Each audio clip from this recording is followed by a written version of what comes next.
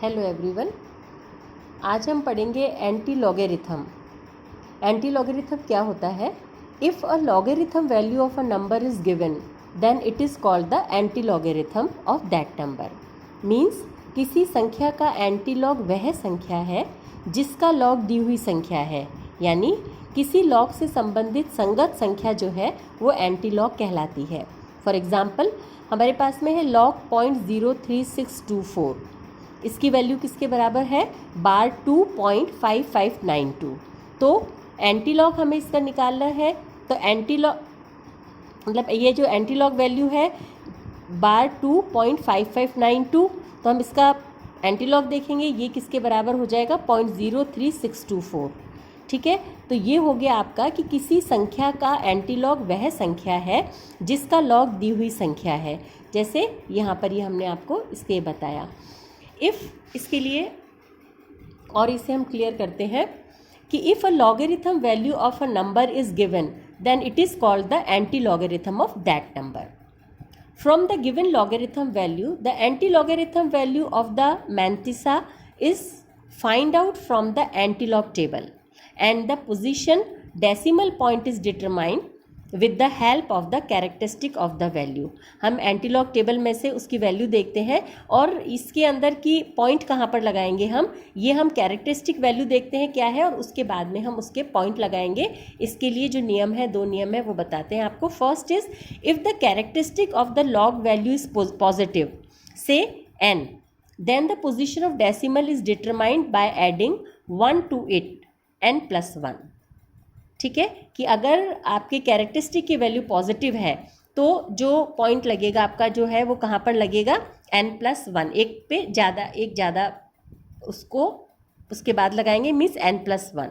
If the characteristic is 2 then decimal point will be put after एक ज़्यादा क्या हो जाएगा? 2 + 1 इज इक्वल टू हो जाएगा 3 डिजिट।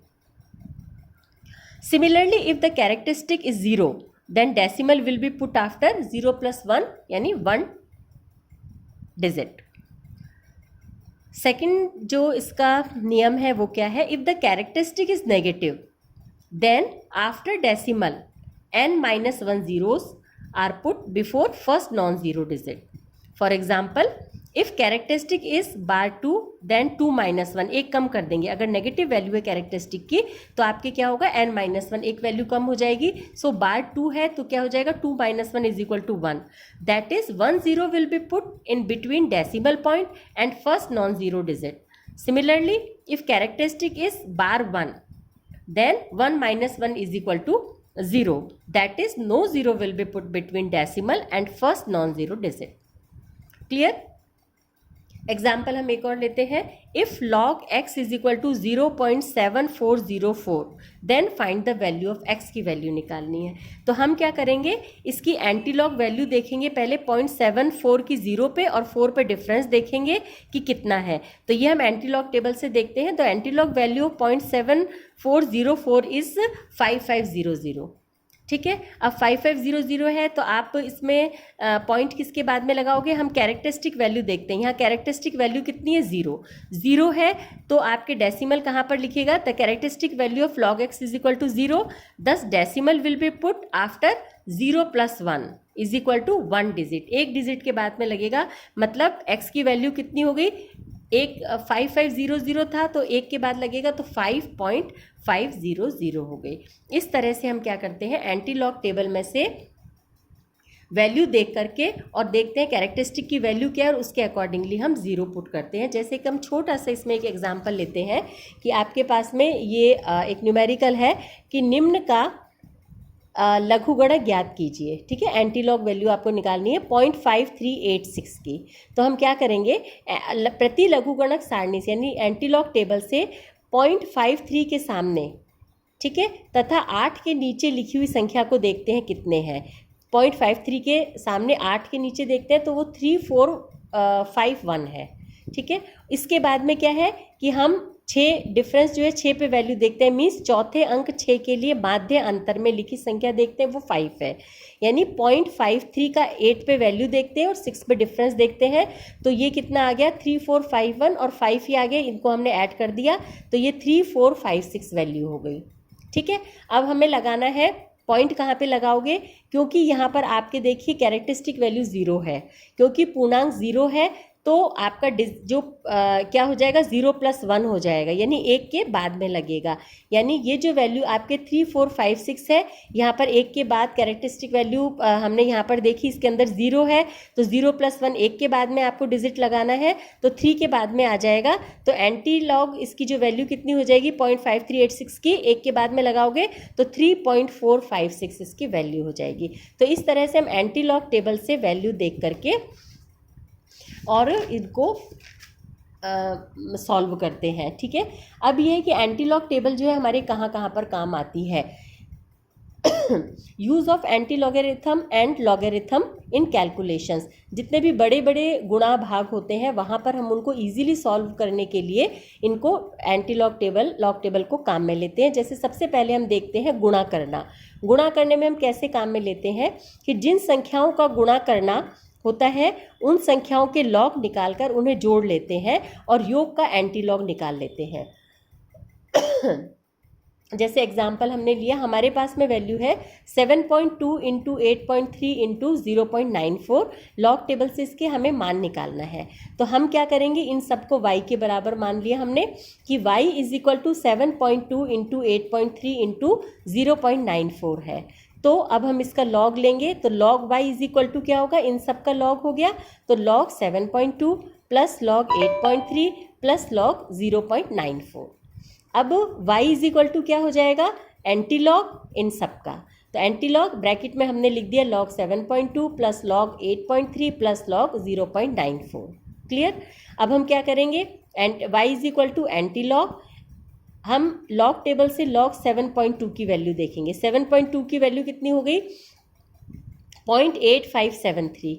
log 8.3 किसके बराबर हो गया 0.9191 के, और log 0.94 किसके बराबर हो गया बार 1.9731 के। ये हमने log वाला जब लेक्चर पढ़ाया था उसमें बताया था आपको कि लॉग टेबल से हम जो वैल्यूज़ देखते हैं और किस तरह से पॉइंट लगाते हैं। ठीक है, तो ये हमने वैल्यूज़ लॉग टेबल से निकाल ली।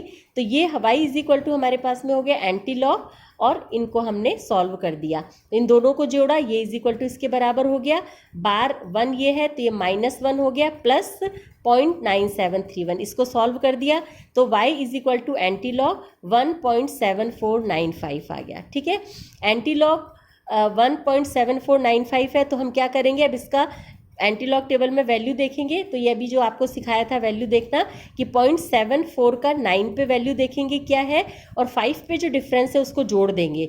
तो हम जब 0.7495 का वैल्यू देखते हैं तो हमारे पास 5616 आती है। ठीक है, अब हम डिजिट कहाँ पे लगाएंगे, क्योंकि कैरेक्टरिस्टिक वैल्यू हमारे पास में 1 है, तो किसके पे आ जाएगा 1 + 1, एक ज़्यादा के बाद में लगाएंगे यानी 2, यानी यहाँ पर हम 56 के बाद में पॉइंट लगाएंगे तो ये हो जाता है 56.16। तो इस तरह से गुणा करने में हम लॉग टेबल और एंटी लॉग टेबल का काम में लेते हैं, जिससे हम इजीली बहुत जल्दी कैलकुलेशन कर लेते हैं। सिमिलरली ये हमारे भाग के काम में भी आता है कि भाग देने के अंदर देखिए किस तरह से हम करते हैं भाग में, कि जिन संख्याओं से भाग देना है उनके लॉग को जिन संख्याओं में भाग देना है उनके लॉग में से घटाकर एंटी लॉग ज्ञात कर लेते हैं। जैसे फॉर एग्जांपल हमारे पास में ये है 52.87 अपॉन 1.288 का मान निकालो। ठीक है, तो हम क्या करेंगे, इसको y के बराबर मान लिया, यानी y = 52.87 अपॉन 1.288। क्लियर। अब इसका लॉग लेंगे तो लॉग y = क्या हो गया, लॉग 52.87 माइनस लॉग 1.288। तो y = क्या हो गया, एंटी लॉग इनका, लॉग 52.87 माइनस लॉग 1.288। ठीक है, अब हम y = किसके हो जाएगा, एंटी लॉग, लॉग 52.87 का हमने लॉग वैल्यू देखी, तो यानी उसी तरह से देखेंगे 52 का 8 पे वैल्यू देखी, 7 पे डिफरेंस देखा, तो क्या हो गया ये हो गया 0.7232, क्योंकि यहाँ 2 वैल्यू है तो लॉग के अंदर हम क्या करते हैं, एक माइनस करते हैं तो 1 पॉइंट ये आपकी वैल्यू आ गई, ठीक है। इसी तरह इसकी लॉग वैल्यू क्या हो गई 0.1099, इसको हमने सॉल्व कर देंगे तो ये इज इक्वल टू किसके बराबर हो गया, एंटी लॉग 1.6133। अब हम एंटी लॉग टेबल से वैल्यू देखेंगे, 0.61 का 3 पे वैल्यू देखेंगे और 3 पे डिफरेंस देके उसको जोड़ देंगे तो वो हमारे यहाँ जाता है 4105, ठीक है। अब हम डिजिट ये यहाँ पर कहाँ पर लगाएंगे डिजिट को, कि यहाँ पर जो कैरेक्टरिस्टिक वैल्यू 1 है तो 1 + 1 यानी 2 के बाद में लगाएंगे, तो 41 के बाद में हमने पॉइंट लगा दिया तो ये हमारे पास में हो गया 41.05, ठीक है। तो इस तरह से क्या है कि हमने ये जो इसको भाग देना था इसकी वैल्यू हो गई हमारे पास में 41.05। तो लॉग टेबल और एंटी लॉग टेबल की सहायता से हम इजीली इनको सॉल्व कर लेते हैं। तो जितने भी बड़ी बड़ी कैलकुलेशंस होती हैं, गुणा करना है, भाग करना है, उन्हें हम लॉग टेबल की सहायता से और एंटी लॉग टेबल की सहायता से सॉल्व करते हैं। तो एक बार हम इसका फिर से देख लेते हैं कि एंटी लॉग वास्तव में क्या है, कि if a logarithm value of a number is given then it is called the antilogarithm of that number. Means किसी संख्या का एंटी लॉग वह संख्या है जिसका लॉग दी हुई संख्या है, यानी कि लॉग से संबंधित संगत संख्या जो है वो एंटी लॉग कहलाती है, ठीक है। तो ये आपके हो गया आज एंटी लॉग के बारे में। अब हम नेक्स्ट लेक्चर में पढ़ेंगे कर्व स्केचिंग, यानी कर्व हम किस तरह से खींचते हैं। Okay, thank you, have a nice day.